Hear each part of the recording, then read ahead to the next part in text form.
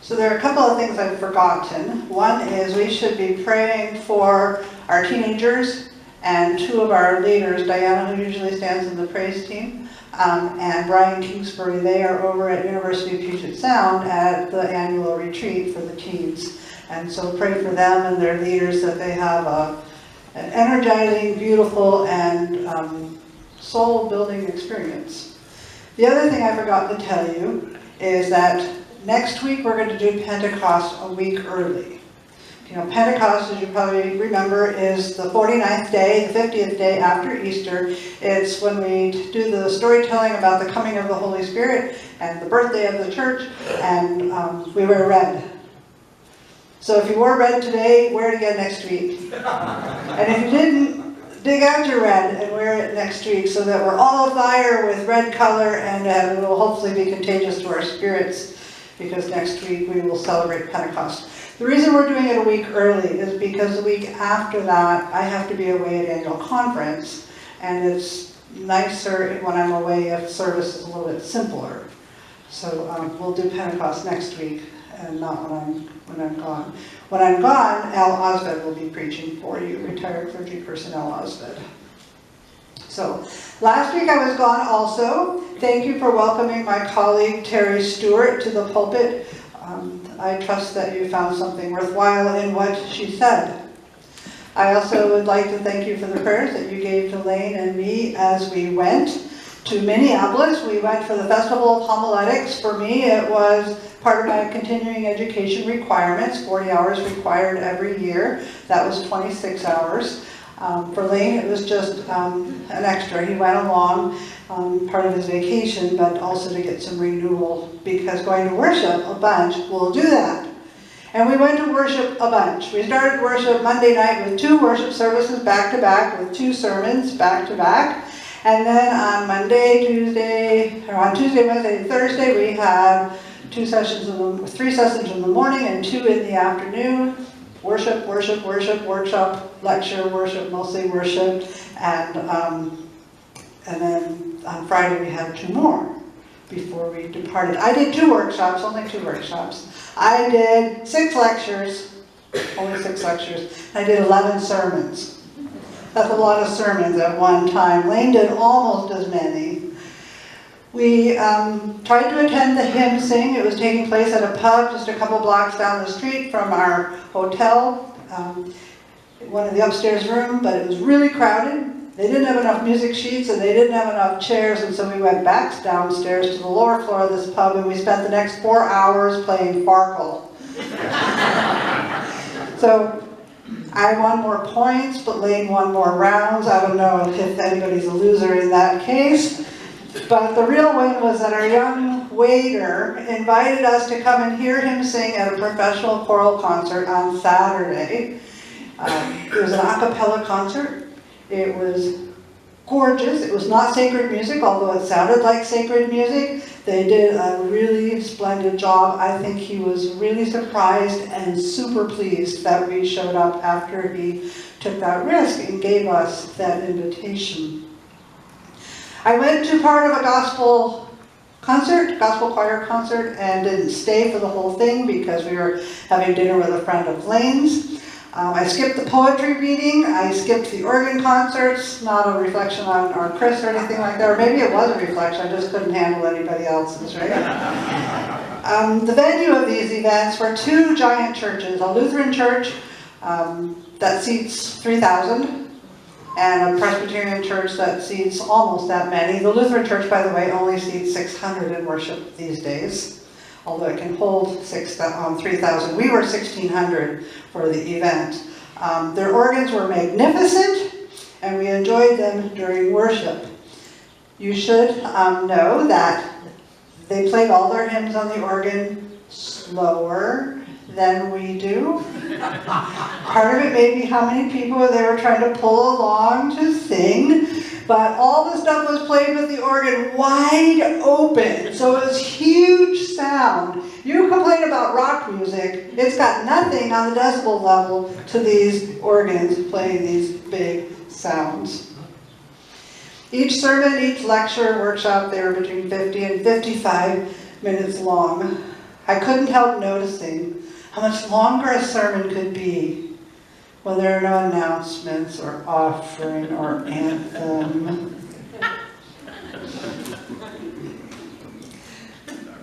It's harder to do a shorter sermon, did you know that? The presenters were amazing. Bob has my conference paper and he's been reading up on them. Half of them were African American, the rest were mostly white. About half were women and half men. Some preached in the stereotypical African American preaching, which is a little bit of call and response, requires the audience to be verbal back with them, engage in some singing in the middle of the preaching and some shouting now and then. At least as much as one can do when the audience is still mostly white, or at least slightly majority white. It's very exciting preaching, it's very energizing preaching, it's very exhausting preaching. Others preached in a more sedate and calm fashion, more like what you and I are accustomed to most of the time, though I have to say the style split was not along racial lines. There were some very calm and sedate Black Americans preaching, and there were some wound up white people that had to get out and say things. All of the preachers are PhDs. Most of them are reverends. I skipped Brian McLaren, who is the author of that book many of us are reading, We Make the Road by Walking. I skipped him because I've already heard him. I also skipped Yvette Flunder, who is a Black woman. I skipped her because I've already heard her. And those of you who are in the Wednesday night life group, you've heard her too. She was on one of the videos that you watched with the Living the Questions curriculum. Lane heard her. Lane really enjoyed her. He felt uplifted by what she had to say and how she preached it, even though the topics were all difficult. He also liked the fact that her wife's name is Shirley. I heard Lillian Daniel preach. Now, Lillian Daniel was not on the original schedule.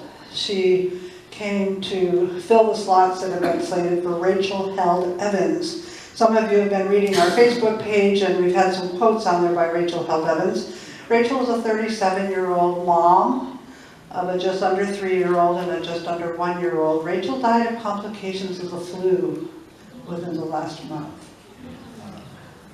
She touched the hearts and lives of so many people, especially women, but people who really struggled with the church and the role the church plays in the world these days. And she's gone. And so Lillian Daniel came at the last minute and did some really profound lectures. I got to hear her. I heard Jim Forbes, dynamic man. And Amy Butler, also quite a remarkable woman, although Lane didn't like her as well. They are or have been pastors at the Riverside Church in New York City. Have you heard of that church? United Church of Christ. Reverend Forbes was there from '89 to 2007. Now he's 84 years old. But that didn't stop him from getting out of the pulpit and coming down to talk to people, to get right in people's faces and asking them, does this matter? Is your life different? Because he talked to everybody personally. When he wound down, then he would turn around and he'd go back to the pulpit and he'd take a deep breath and then he'd come back down again and start over. And he never stopped for the whole hour that he was preaching. Now, Amy Butler is the 7th pastor in this church's 105-year history, and she's their first woman pastor. This church is influential in religious landscape, in political landscape. It makes a lot of statements out in the world. It names itself an interdenominational, interracial, international, open, welcoming, and affirming church and congregation. It's known for its leadership in the community, and according to its website, it pledges itself to education, reflection, and action for peace and justice, and for the realization of the vision of the heavenly banquet, where all are loved and blessed. And their website goes on to say, whoever you are safe here. You are loved here. You are invited into full participation of our life together. Whoever you are. So most of the preaching that we heard was social justice oriented. Now this is to say that the preaching was designed to motivate us to live the gospel of Jesus Christ in active and engaged ways. The preaching did not intend to make us feel good about ourselves or about our spiritual practices. It was okay if it did, but that was not its intention. Its intention was to motivate us to live the gospel of Jesus Christ. Now, the idea that Jesus loves me, this I know, it's true. The hymns we sing are true. Amazing grace has indeed saved a wretch like me and perhaps you. And yes, we can sing of God's love forever, like we did this morning, right? Or at least we can until we get to heaven in the sweet by and by. It's true that we can access these beautiful and life-giving realities of Jesus' love and salvation and heaven by listening to the preaching of Jesus. But if that's the only thing we hear from the preaching of Jesus, then we will have tamed the gospel. We will have dumbed it down so that it's little more than it does little more for us than what that first cup of coffee does in the morning. It gets us up and getting going to do what we were going to do anyway. But it doesn't change the world. We'll feel better temporarily, but otherwise nothing is different from one day to the next, and the kingdom of God is no closer to coming to reality. The joy of salvation is true. It's not to be discounted.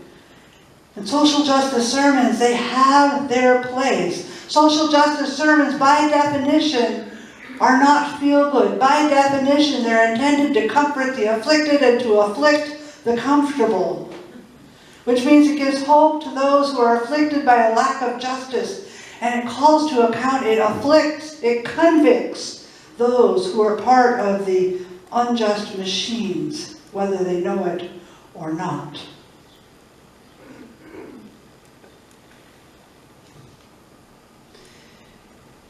What social justice sermons should do, besides name the problems, is to help us identify the ways that we can move forward and make a difference and make a change and make it possible that God's kingdom will indeed come on earth as it is in heaven. So when Jesus started preaching, you remember that first sermon he did in Nazareth, in his hometown? He did not make people feel good. The Spirit of the Lord is upon me, he said, because the Lord has anointed me to preach good news to the poor. He sent me to heal the brokenhearted, to proclaim liberty to the captives, the recovery of sight of the blind, and to deliver those who are crushed. Jesus preached this, and do you remember what they did to him? They chased him out of town. They would have preferred he went right over the cliff. He escaped by a different way, but Jesus' words were not welcome. Some of his sermons angered the Pharisees and the scribes, who began a deliberate plan of shutting him up. Especially when Jesus talked about how they were some of the very people who exploited the widows and the orphans. Now, widows and orphans, you should know, is code language. It's code language for the people in his day who were being shut aside by the economic systems that took advantage of some and benefited others. Jesus pointed out that in the scriptures that Jesus learned as a child, God requires everyone to provide a safety net for those who need it. This is not optional. God requires. And as Jesus reminds us, God is the one who will judge about whether or not somebody gets to access that safety net, not you or me. Jesus also tells us that when we do for the least, the most needy, the ones who need that safety net the most, then we're doing it also for Jesus. Those who consider themselves holy and pious, more holy and pious even than God some days, criticize Jesus and his disciples for not living up to the same standards. Do you remember what Jesus said to them? He accused them of whitewashing their lives on the outside so they looked good, but remaining dirty and grimy and filthy on the inside. He accused them of not matching what they said their faith meant with their works of being kind and seeking justice and walking humbly with God. Social justice preaching was a kind of preaching Jesus did. It was a kind of preaching Jesus learned from the prophets of the First Testament, and it was the kind of preaching that Lane and I heard over and over again in Minneapolis, 11 times for me. Some of the preaching was really dynamic.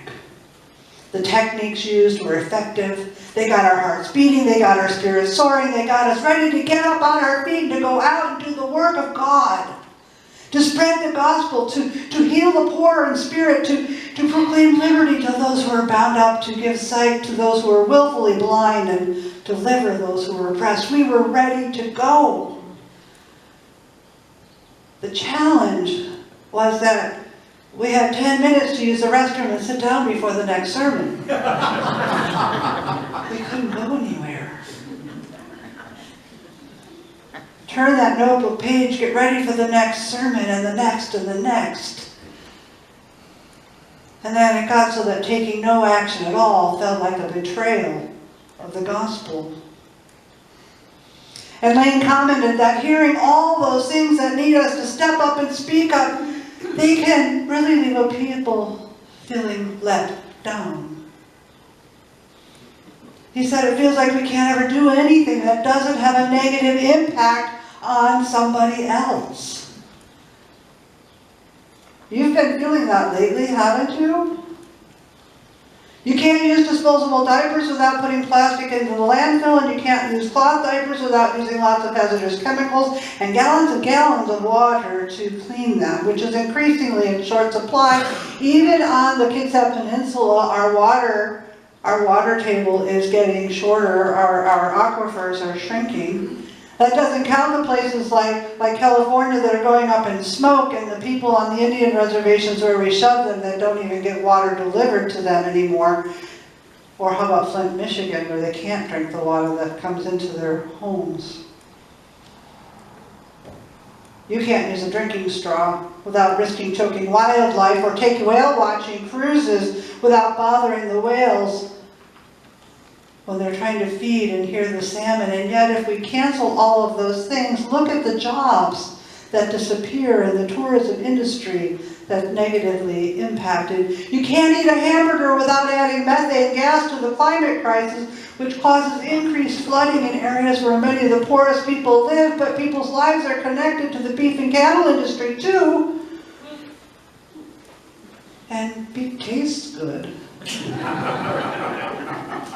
If you put your cast off clothes into the trash, so they just go to the landfill, but if you put them in something like Goodwill, they might get sold to third world developing countries, which, yes, it clothes them, but it keeps them from building up their own clothing industry, so they remain dependent on U.S. aid instead of becoming independent financially. Efforts to keep our son Ethan alive last year sent 4 large black trash bags full of plastics to the dump every day. And it was not just plastic, it was biohazards, which means it infects people. You know, kind of how measles have been infecting people. You know, the good thing about the unvaccinated with the measles is they're not putting plastic into the landfill because they didn't use the plastic needles to get their immunization. But who would not use all that plastic to save their child's life? The traveling we do to see the world, to know its peoples, to understand other cultures, to appreciate diversity, this uses too much fossil fuel, so we're being told to stay home. But if we do, how will we learn? Is there anything that we can do that does not cause harm, that doesn't negatively impact others? How can we sort this out so that it makes sense? What does this have to do with our faith anyway? It's overwhelming to think about all of this. What is the perfect answer? How can we know? You know what God asks us? Do the best we can. God asks us to be thoughtful stewards, not casual or wasteful, but to think about beyond our own convenience and our own pocketbook, to include the lives and the well-being of others. Doing this work, seeking answers, that's what it means to be a steward, which is something God calls us all to be, something God created us to be when God created all of creation and said, "You're now in charge, people. You have dominion over these," which means you are the stewards charged with taking care. God charged us with taking care when He charged us to care for the widows and the orphans and the strangers. A steward is one who looks after and manages the resources of someone, ourselves and others, and provides for the future. Brian McLaren writes, "Stewardship applies to all areas of our lives, how we use our time, our potential, our possessions, our privilege and power. Whatever we do, we should try to give it our best, because we work for Christ and not just for money." John Wesley is credited with saying, "Do all the good you can by all the means you can, in all the ways you can, in all the places you can, at all the times you can, to all the people you can, as long as ever you can." Stewardship means weighing the needs, the costs, the benefits, the losses from every perspective before acting. It means using what is given you without abusing it or squandering it. It means sharing with others so that more people may have more and benefit more. It means doing that with love because you can, not because you must. Doing so willingly and cheerfully. During his campaign for president, Barack Obama asked, "Do we settle for the world as it is, or do we work for the world as it should be?" I heard a story this week, and it's a real story. It's about a first-year teacher, second-grade teacher. And you know how teachers have collections of books in their classroom that students read when they're on reading time? Well, this teacher, being in her first year, had a relatively small collection of books. But she had a student who was living homeless. And her student, with his few possessions, had a collection of Goosebumps books. His prized possession was this collection of Goosebumps books. But he decided to give this collection to his teacher so that there would be more books for her students to read next year.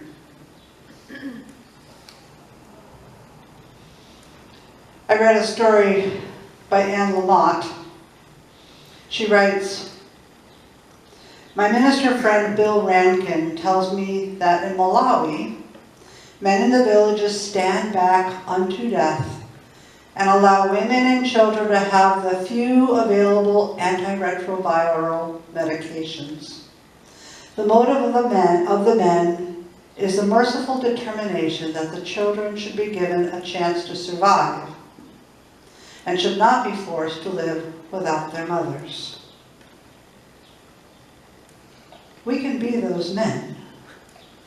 We were. Most young children are. Richard Stearns, who was once president of World Vision, writes, "We are the carriers of the gospel, which is the good news that was meant to change the world." He writes, "Belief is not enough, worship is not enough, personal morality is not enough, and Christian community is not enough. God has always demanded more. When we committed ourselves to following Christ, we also committed to living our lives in such a way that a watching world would catch a glimpse of God's character, of God's love, justice, and mercy through our words, actions, and behavior." And then Stearns quotes the Apostle Paul, "We are Christ's ambassadors, as though God were making his appeal through us." Stearns finishes with, "God chose us to be his representatives. He called us to go out, to proclaim the good news, to be the good news, and to change the world. Living out our faith privately was never meant to be an option."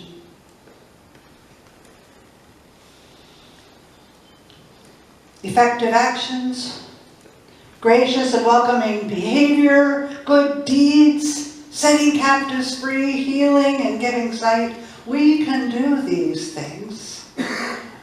We're called to do them, and we are equipped to do them. Maybe not me by myself or you by yourself, but we together can do these things. And when we do, we give God joy. When we do, we increase our own joy. We give hope to our neighbors and give them joy. We bring the kingdom of God more into reality. And so long as we're doing this, God's Spirit is with us and Christ's Spirit is in us. McLaren writes, we measure our well-being and holiness by the condition of the weakest and neediest among us. I would argue that God measures our holiness and well-being by the condition of the weakest and neediest among us, and by our willingness to get up and act, and to do so joyfully. And imagine the cascade effect. If you do something, and you do something, and you do something, and we so inspire other people to do something, to get up and to act. This is how the gospel is shared. This is how the uprising of stewardship takes place for all who belong to God. May you know the rising joy of so doing.